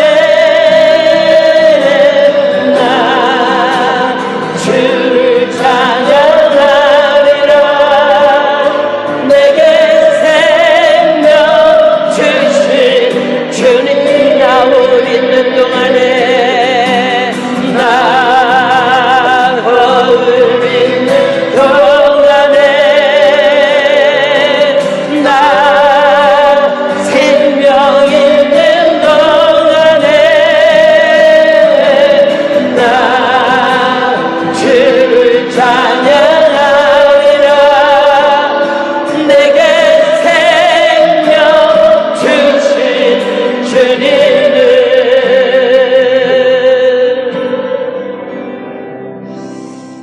다 눈 감고 다시 한번 여러분들에게 질문합니다. 여러분, 하나님의 말씀은 진리입니다. 여러분, 말씀이 순전하게 믿어지십니까? 찬양 가운데 의무와 곡조 속에서 진정으로 찬양이 드려집니까? 우리 모두는 기도가 흡수되는 체험을 날마다 경험해야 합니다. 우리는 크리스찬을 만나면 지체이기 때문에 너무너무 반가워야 합니다. 하나님이 주신 은사는 우리는 사용해야 합니다. 우리는 이 땅에 존재하는 이유가 예배자로 부르셨기 때문에 우리는 예배만을 사모해야 합니다. 믿지 않는 영혼들을 가슴을 치며 불쌍하게 여겨야 합니다. 우리는 하나님 앞에 우리의 삶을 드리는 헌신의 결단이 있어야 합니다. 그리고 크리스찬이라는 이 사실이 이 마지막 때에 너무너무 자랑스러워야 합니다. 그리고 반드시 영적 전쟁이 있다는 것을 기억하십시오. 너무나 많은 사람들이 하나님의 능력은 믿으면서 사단의 능력을 믿지 않기 때문에 다 자빠집니다. 우리는 나 자신과 싸워야 합니다. 내가 믿음으로 강인해질 때 사단은 힘을 쓰지 못합니다. 그러나 내가 연약해 있을 때 사단은 나를 차고 들어올 것입니다. 반드시 기억하십시오. 모든 상황 속에서 그리스도 예수의 사람들은 육체와 함께 그 정과 욕심을 십자가에 못 박았느니라. 기도합니다. 하나님 찬양합니다. 감사합니다. 이제는 더 이상 왔다 갔다 하는 신앙인이 아니라 제자의 삶을 살겠노라고 결단하는 당신의 귀한 자녀들이 이 자리에 있습니다. 성령님 기름 부어주시고 성령님을 물 붓듯이 부어주셔서 주님께서 생애에 계실 동안 두루다니며 착한 일을 행하셨던 것처럼 우리 모두가 그 착한 일을 행하기에 부족함이 없도록 우리 모두를 한 사람 한 사람을 주장하여 주시옵소서. 이 화요일 오후 쉽지 않은 시간인데 시간을 들여 주님 앞에 나와 예배하는 당신의 자녀들을 결단코 주님께서 잊지 않으실 것을 믿습니다. 이제 제자들이 일어나오니 하나님 마음껏 사용하여 주시고 우리를 통하여 일하여 주시옵소서. 주님 감사합니다. 찬양합니다. 이 모든 기도 예수 그리스도 이름으로 감사하며 간절히 기도드립니다. 아멘. 하늘에 계신 우리 아버지여, 이름이 거룩히 여김을 받으시오며 나라의 마옵시며 뜻이 하늘에서 이루는 것 같이 땅에서도 이루어지이다. 오늘날 우리에게 일용할 양식을 주옵시고 우리가 우리에게 죄 지은 자를 사하여 준 것 같이 우리의 죄를 사하여 주옵시고 우리를 시험에 들게 하지 마옵시며 다만 악에서 구하옵소서. 대개 나라와 권세와 영광이 아버지께 영원히 있사옵나이다. 아멘.